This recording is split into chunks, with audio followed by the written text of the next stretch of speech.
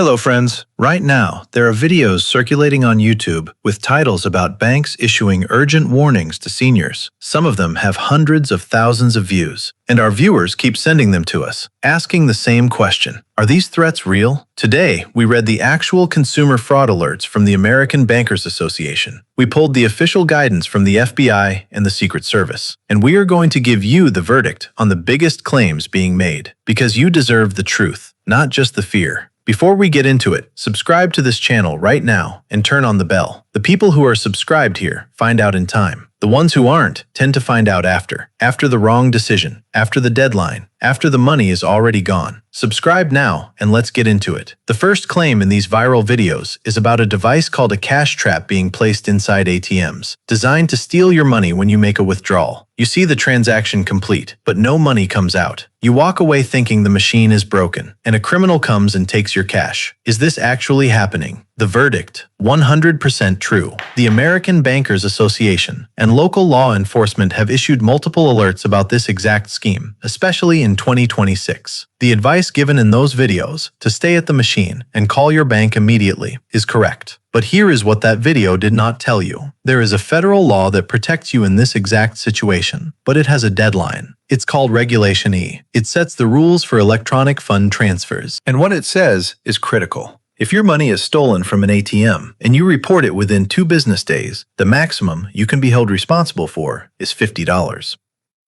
2 days, that's the window. If you wait longer than 2 days, but less than 60 days, your liability can jump to $500.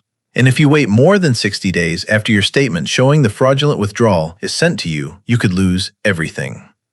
The other video said to call your bank. We're telling you that calling your bank from that ATM starts a legal clock that protects every single dollar you just lost. Walking away and waiting until tomorrow could be a $500 mistake. Waiting a week could cost you everything.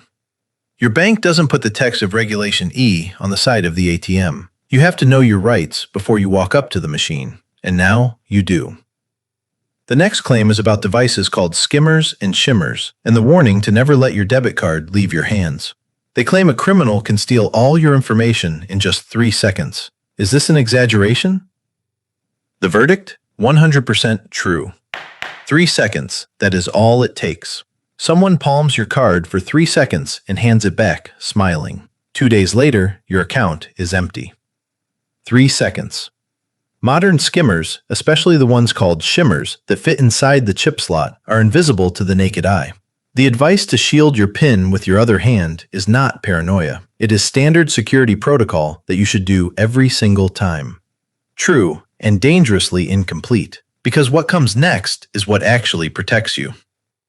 They are not the same. There is a world of difference between a criminal stealing your debit card information versus your credit card information. And this is a distinction that could save you from financial ruin. When they skim your debit card, they are getting a direct key to your checking account. The money they steal is your money. Money you need for rent, for groceries, for medicine. And while Regulation E does protect you, you are still out that cash while the bank investigates, which can take weeks. For someone on a fixed income, that can be a catastrophe. Now compare that to a credit card. When a criminal uses your stolen credit card information, they are not stealing your money. They are stealing the bank's money. The Fair Credit Billing Act limits your liability for fraudulent credit card charges to just $50, and most major banks offer $0 liability. You report the fraud, the bank removes the charge, and you are not out any actual cash from your account. This is why we tell our viewers, for online purchases, for gas stations, for any transaction where the card might leave your site, use a credit card, not a debit card. The cost of not knowing this difference is the entire contents of your checking account being gone for weeks, versus a fraudulent charge on a statement that you never have to pay.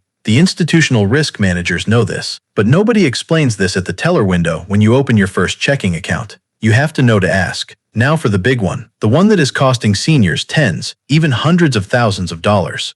The claim is that scammers are calling seniors, pretending to be the IRS or Social Security, and tricking them into withdrawing their life savings in cash and depositing it into a Bitcoin or cryptocurrency ATM. The verdict?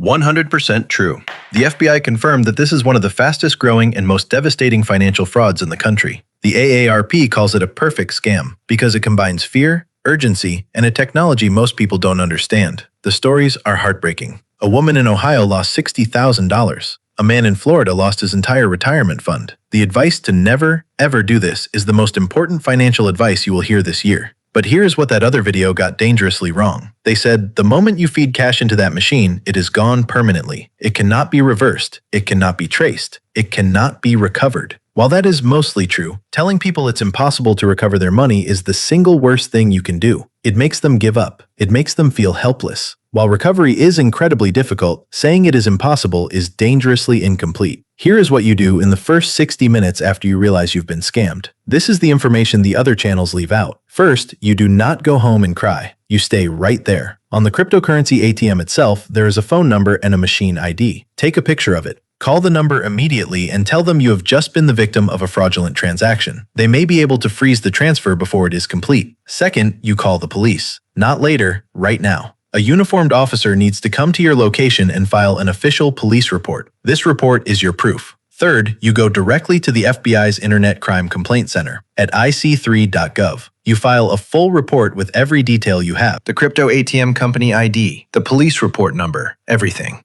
Why does this matter? Because while the cash itself may be gone, these reports create a paper trail that is sometimes required by your bank to even attempt a recovery under financial exploitation laws or to claim the loss on your taxes. The scammer wants you to believe the money is gone forever, so you do nothing. They are counting on your shame and your hopelessness. The difference between knowing these 3 steps and not knowing them is the difference between having 0 chance of recovery and having a 1% chance. And for your life savings, that 1% chance is everything. Your bank does not have a pamphlet for this. The police may not know the IC3 reporting protocol. You have to know this yourself, and now you do. Let's talk about Linda, a retired teacher from Tennessee. She got the call. It sounded so real. They said her social security number was compromised and linked to a crime in Texas. They told her the only way to protect her money was to move it to a government-secured crypto wallet. They stayed on the phone with her as she drove to her bank and withdrew $25,000. The teller even asked her if she was okay, but the man on the phone had instructed her to say she was buying a car. She drove to a gas station, fed her life savings into a Bitcoin ATM, and the moment the last bill went in, the line went dead.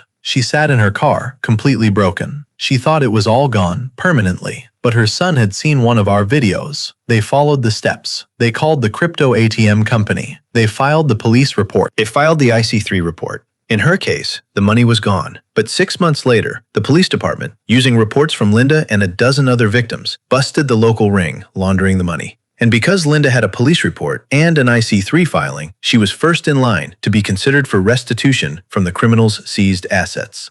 Most people just walk away and never file the report. They lose their money and any chance of getting it back simply because nobody told them. The final claim is about reading everything before you sign it at the bank and about setting up a trusted contact. The verdict? 100% true. These are basic but essential protections. But read the fine print is not enough. You need to know what to do when you find something wrong. The other video mentioned filing a complaint with the Consumer Financial Protection Bureau, the CFPB. True and dangerously incomplete. Filing a complaint is not just about writing an angry email. You are building a case. Before you go to consumerfinance.gov, you gather your evidence. 1. The exact date and time of the interaction. 2. The name of the employee who pressured you, if you have it. 3. A copy of the document you signed. If you don't have it, write down what you remember it said. 4. A copy of your bank statement showing the unauthorized fee or service. You upload these documents with your complaint.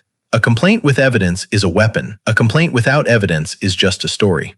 The CFPB is a powerful ally, but you have to arm them with the facts. The bank is betting you won't take this step. They are betting that the $10 a month fee they quietly added is too small for you to fight. But $10 a month is $120 a year. Over 10 years, that's $1,200. That's real money, and it's your money. Most people watching videos like the one we just fact-checked will never know what you now know. They will make the wrong decision. They will miss the deadline. They will leave real money on the table. Not you, not today. If you want to keep knowing things other people miss, subscribe to National Benefit Defender right now and turn on the bell. It is not about panic. It is about knowing the rule before someone else uses your confusion against you. See you next time.